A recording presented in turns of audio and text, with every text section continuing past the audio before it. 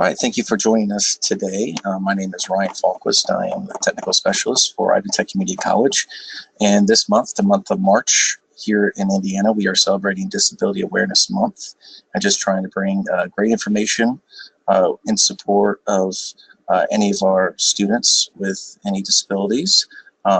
Working with me today is Sandra Senator Roberts. She is the Director of DSS for South Bend and Elkhart campus. She will be presenting test accommodations, access or advantage, diversity and disability on the college campus. So without further ado, I'll go ahead and hand it off to Sandra. Thank you, Ryan. The reason that this is an important topic is because faculty members often question how we come to the decisions about accommodations, and are they really needed for access, or do they give an unfair advantage? And we realize that faculty often don't see, well, they usually do not see the student's disability documentation, so the accommodations seem to be independent of context for them. Sometimes faculty members would like to have more information, and they just can't get the student's disability documentation and shouldn't ask for it. But in March of this year, the Chronicle of Higher Education republished an article from 2016 that questioned, from a professor at Boston University, questioned the legitimacy of test accommodations, especially extra time or an alternate format, and is it a suitable accommodation or legal cheating, was the question. So I thought it was a worthwhile discussion to have. We often have these questions from faculty members, and so hopefully this will be a good reference or at least a place to start the conversation.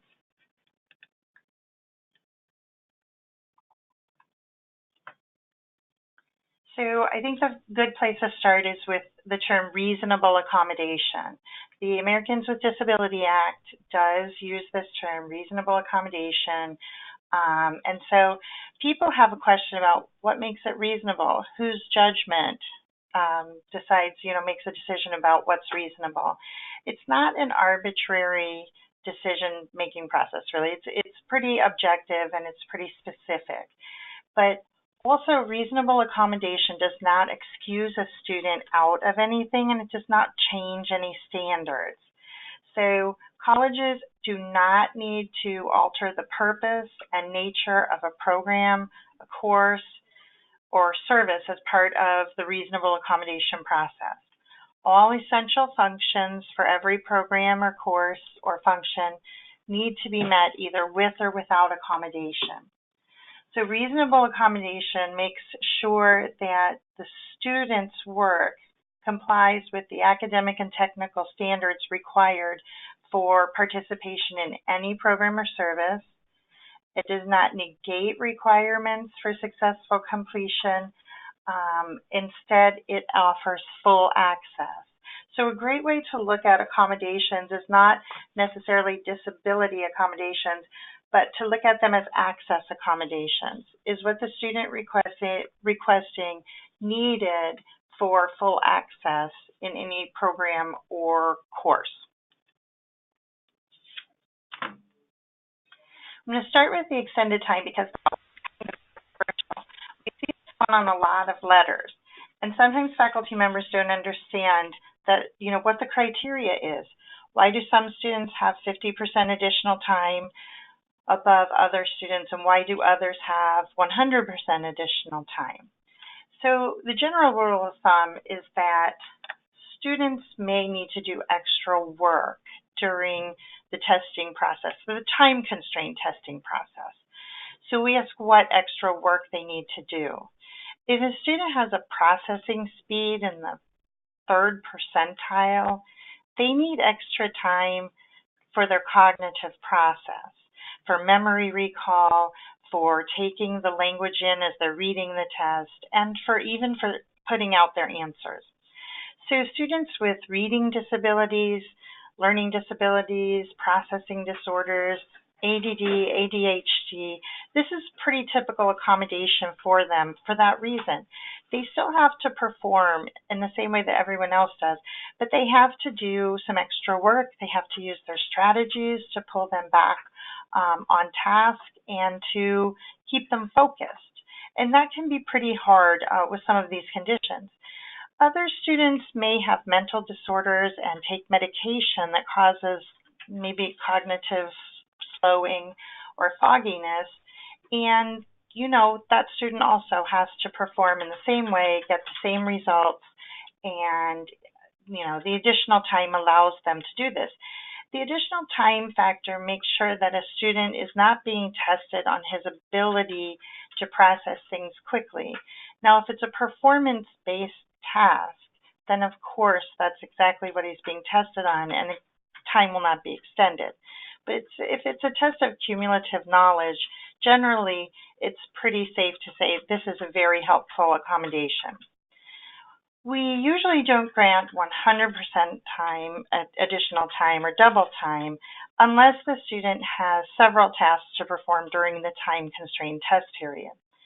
Students with reading disabilities who also use screen reading software, so they have to navigate through a menu bar or open the document inside a program, or a blind student who's taking a complicated math test that requires a scribe. In these cases, 100% additional time is logical because there are several tasks to be performed during that time-constrained period. Again, the student should not be tested on his ability to, orient himself on the page when it's really a test of subject matter knowledge.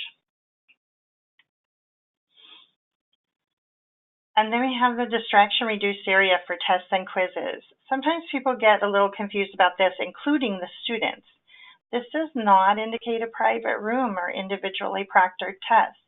Students who are coming from high school sometimes think that. They think that, well, I'm supposed to have a private room. But really, the courts have supported that colleges and universities do not need to provide a private room for every tester.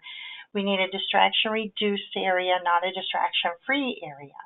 So the Campus Testing Center meets this requirement. It's a place where people go only for testing, not allowed to talk out loud in there, and it's got proctors. There's support if a student has difficulty with or technical difficulty with their software. So a private room is not required, and most locations do not have the dedicated space for it, and this is okay.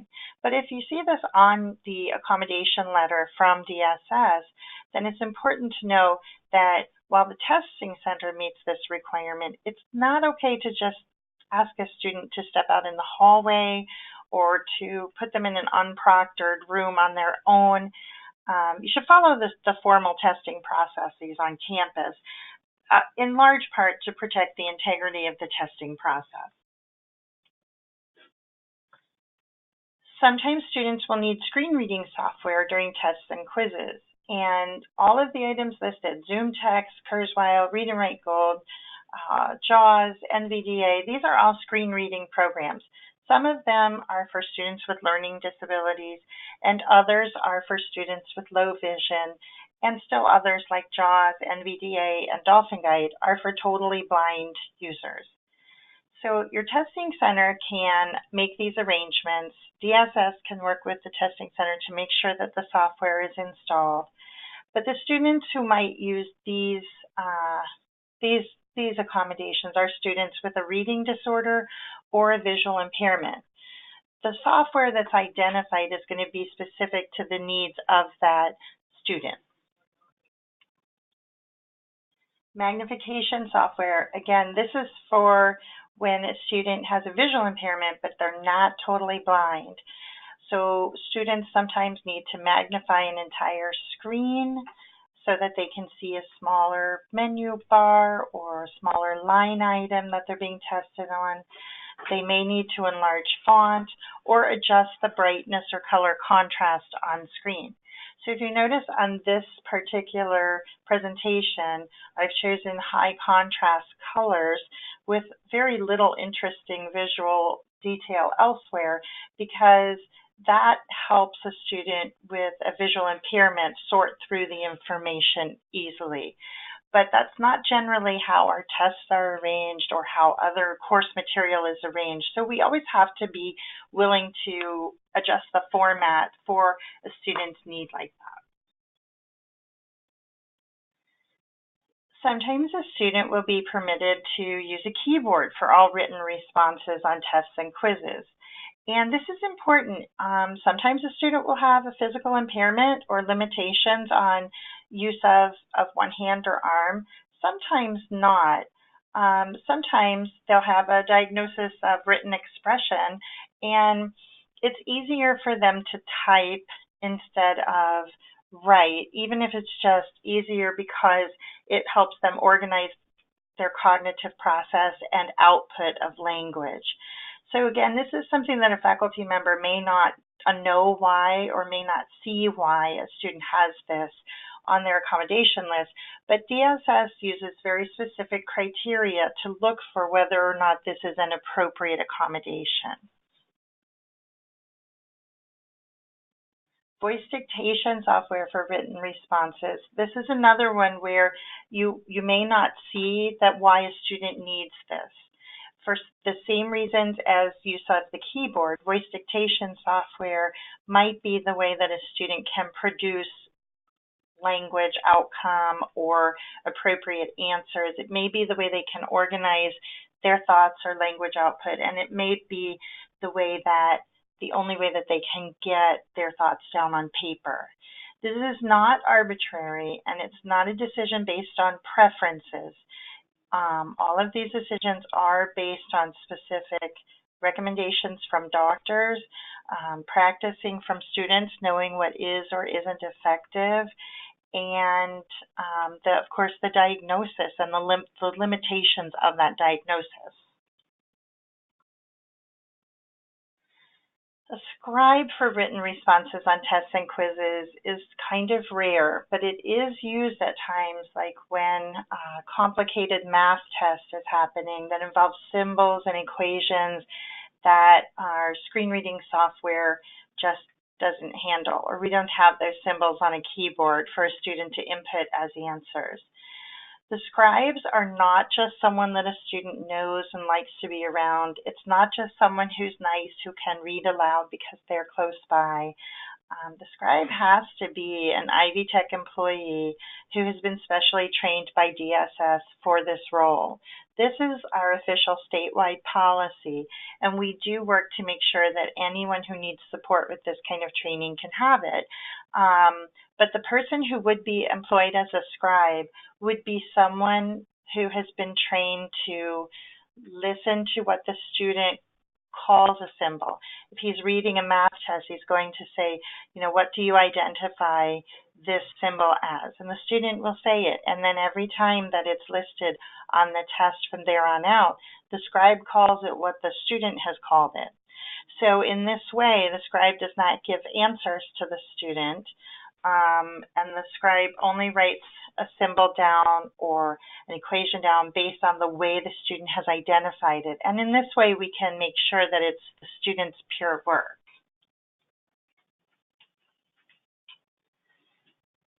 A calculator on math tests and quizzes seems like it would be an easy yes, but it's not. It's very rarely approved. Students ask for calculators on math tests and quizzes, but the truth is that they cannot use one if the intent of the exam is to assess basic calculation skills. So it's also pretty specific in the diagnosis that a student has a specific learning disability in math or traumatic brain injury. But no accommodation will be granted if it bypasses the skill that's being tested. So if a calculator is approved for math on tests and quizzes, DSS will first contact the instructor to be sure that it's allowable in the circumstances that the student will be testing on, and to make sure that the teacher is approving which calculator is used and for what situation. We sometimes will allow a 5x7 index card as a memory tool. This again is a very rare accommodation. Students ask for it often, or they will ask if they can use their books or notes during a test, and they just don't get that approval from DSS because the learning outcome of the class is probably to demonstrate mastery of the material, to learn it, to know how to apply it and use it, and not just to know how to look it up. So we always say to the students, like in a chemistry class, there may be a time when the teacher hands out a test and with it hands out a copy of the periodic table as a reference. And that may be appropriate, and the teacher would know that because the teacher is handing it out. But if the intent of the test is to assess a student's knowledge of the particular elements, the symbols, and their characteristics, then of course the periodic table would give those answers. And a student with disabilities does not get that kind of support during a test. These accommodations are always for access. They are not to give an advantage.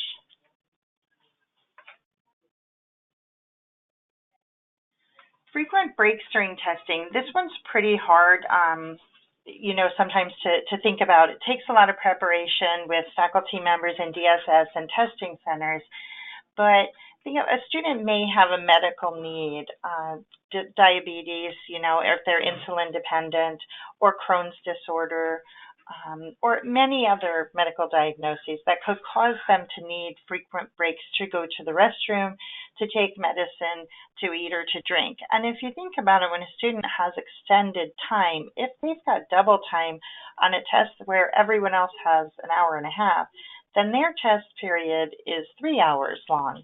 And if they've got a medical condition that requires frequent and regular attention, that could be very difficult.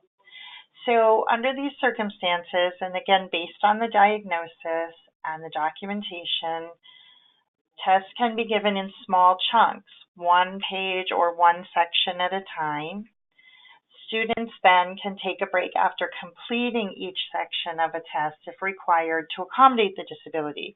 This really means to step out and get something to eat or drink, to administer medication, or to run to the restroom. It doesn't just mean to, take a long break and come back later. But this is planned efficiently so that the student does not lose test time for these breaks. Again, their grade should not reflect the time period that it took them to run to the restroom or administer medication during a test. But we don't want students to have access to a test and then ask to leave the room. This is why it's planned very carefully ahead of time. And so overall, like I said, look at accommodations as access accommodations. And if you have questions for your students, you can ask what they need, you can ask what they find effective, but you shouldn't ask about their disabilities. All accommodations are based on individual need, even though the accommodation letters that you see may not indicate what that need is.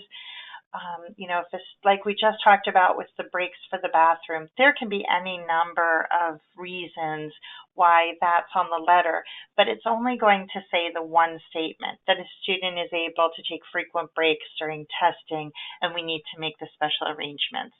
For all of the different reasons that someone might need extra time during testing, you won't see a difference on the letter. So it does seem separate from any context. It does seem arbitrary sometimes because teachers have not seen and will not see the documentation, but it is based on an objective process. And so another thing that we consider when a student asks for accommodation is, does changing the format of the test affect demonstration of knowledge?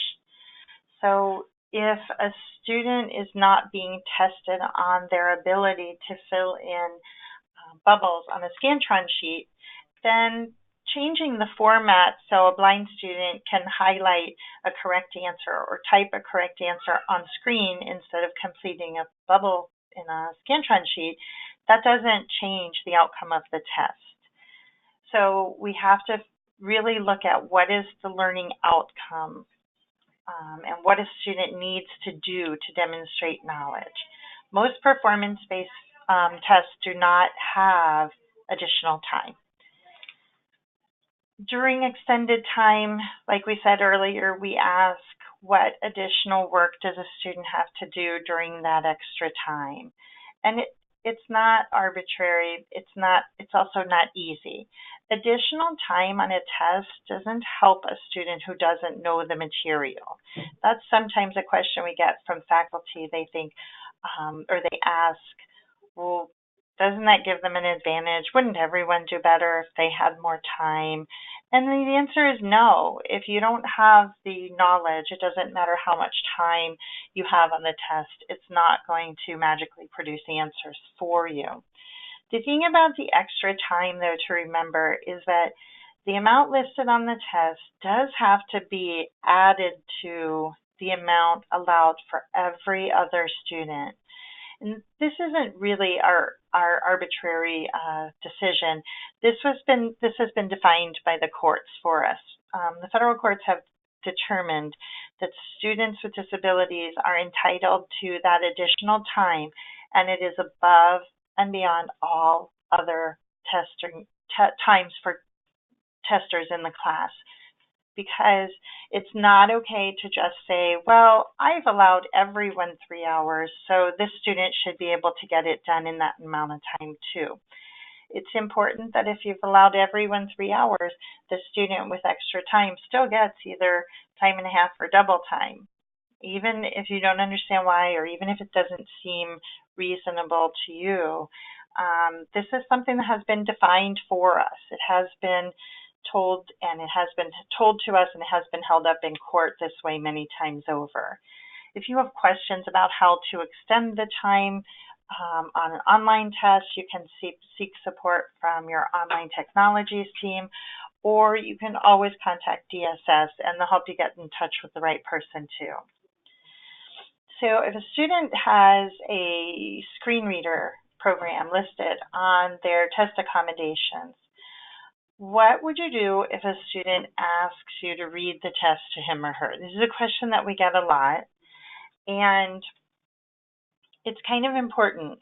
Our blind students sometimes ask, can someone read the test to them? And sometimes we will have someone who reads the test, but it's very rare. Usually we have a software program that the student has to use to access the printed word. In times when that program doesn't handle the material well, like the screen readers with math materials, that's when we may have a personal reader with them. But we always ask that the students use the software that they will be using independently for all of their life skills, future employment, job applications, final exams, standardized licensure exams, things like that. They will allow software to read to a student.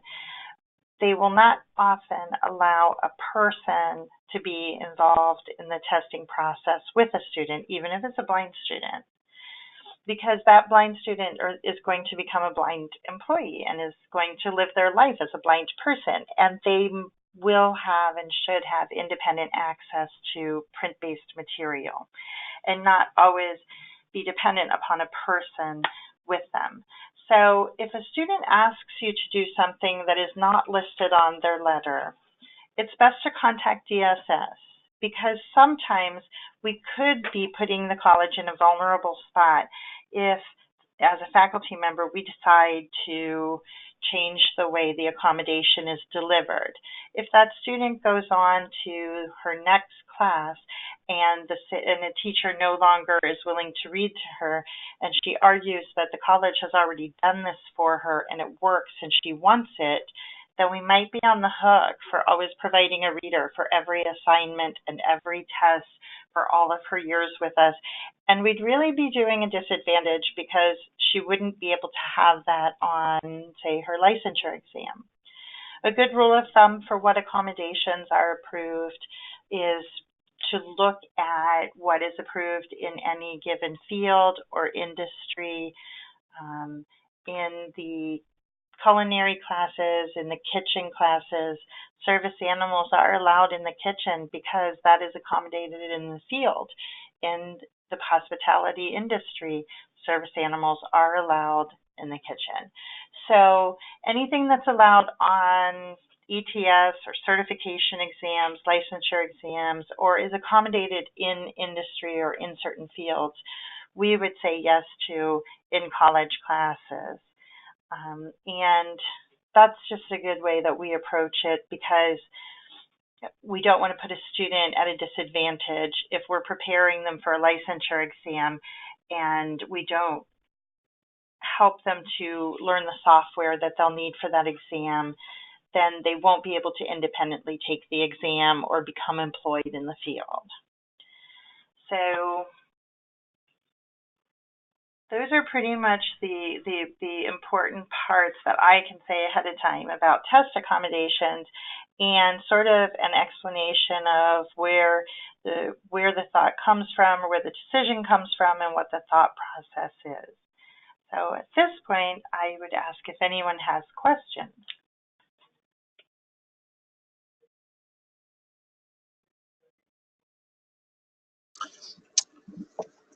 Yeah, and if anybody does have questions, we can open up mics, or we could, if you want to just type it in there in the chat, I can read that out loud.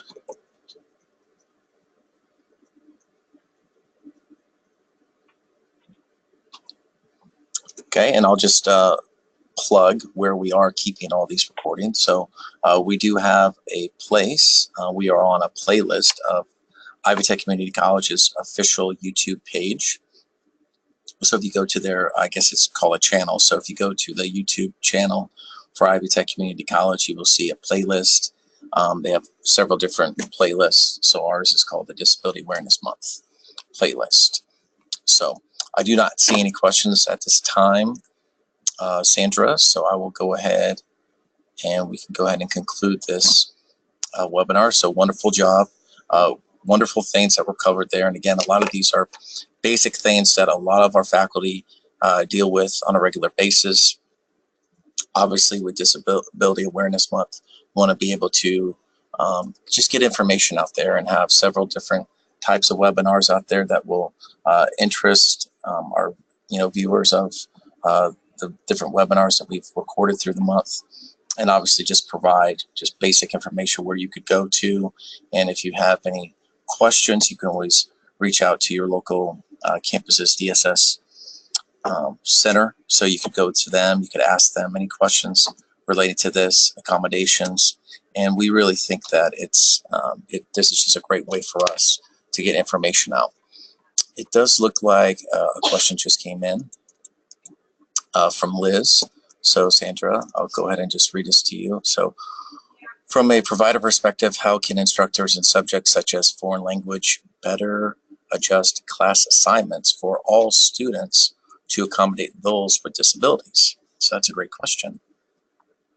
That is a really great question. And again, it gets to the heart of the learning outcome of the class. So if the class is a foreign language class, this is very difficult for students with a language-based learning disorder, but they will have to demonstrate mastery with or without accommodation. It's difficult to get the foreign language textbooks in electronic format so that a screen reader will handle them. But I think if the question overall is, how do we set up things in the classroom for a diverse group of learners? We might have people with language-based learning disabilities. We may just have people who are learning English as a second language and need the additional processing time as well. The faculty member is really just always encouraged to look at what the learning outcome is, and no matter which student it is, whether it's someone with accommodations from DSS or not, to look at what's actually being tested during the time-constrained period and determine, is that really a significant part of demonstrating mastery of the subject matter? And faculty members have some leeway then in looking at it that way, in setting up the classroom in a way that we call universal design, which is designed for all learners. But all learners will still have to demonstrate mastery and show that they have, mastered the learning outcomes. We rely on the faculty for that. But if faculty would like to check to see with DSS if something it crosses the line or not, we're always available for that. All right. Yeah, wonderful question there, and great answer. So yeah, if there is any other questions, we'll go ahead and take those at this time. So feel free to type away in the chat box there. And if not, we will go ahead and conclude this. Again, the recording will be on the official YouTube channel for Ivy Tech Community College. So if you just do a generic search, you'll be able to find it. I do have everything listed as far as all the webinars that we've done up to this point, and we have one more scheduled for next week, available in an announcement right there on the front page as you go into Ivy Learn. So you will see the whole complete schedule, and anyone that you wanted to see, you can just simply look it up within YouTube and on our channel, and specifically the playlist, and you'd be able to see all of the recordings there. And those aren't going to go away anytime soon. They're not. Ryan, I would say it's worth mentioning also that all of the videos are captioned. So thank you very much for making them accessible to everyone. Mm-hmm. Yeah, that's a great point. Yeah, we made sure that we wanted to make them both closed captioned, and also we have transcripts available too if anybody needs those. So, I want to thank Sandra for a great presentation this afternoon, and she's also had a couple other webinars. So we appreciate, and I do appreciate working with her this month and getting all these webinars recorded and all the information just to give it out, and to have a recording somewhere where new faculty can go, or old faculty. I myself have been with Ivy Tech over 10 years now, and I've taught in both online and face-to-face, and I've had questions about dealing with students with disabilities. So this is great information for me moving forward on my when I teach here on the side. So I love just love hearing all the information that we have, and that's available to all of our faculty and staff as far as the information goes of how to deal with these certain situations that pop up. So again, all the recordings are going to be there for anybody to see, and if you have any friends or anybody at other institutions that you want to share the information with, we're happy to share that information. So those links are available to anybody. Anybody can access those. So again, thank you so much to Sandra for a great presentation. Thank you for joining us here in person. Specifically Liz and Melissa, and thank you to everybody out there that's looking up the recording and watching it. We'll go ahead and end this, and like I said, look at the future recordings that we have. We have one more scheduled for the month, and just with Ivy Tech Community Colleges celebrating Disability Awareness Month and really just getting out the information. That's what we love to do and want to do moving forward. So thank you so much, everybody. We appreciate your time.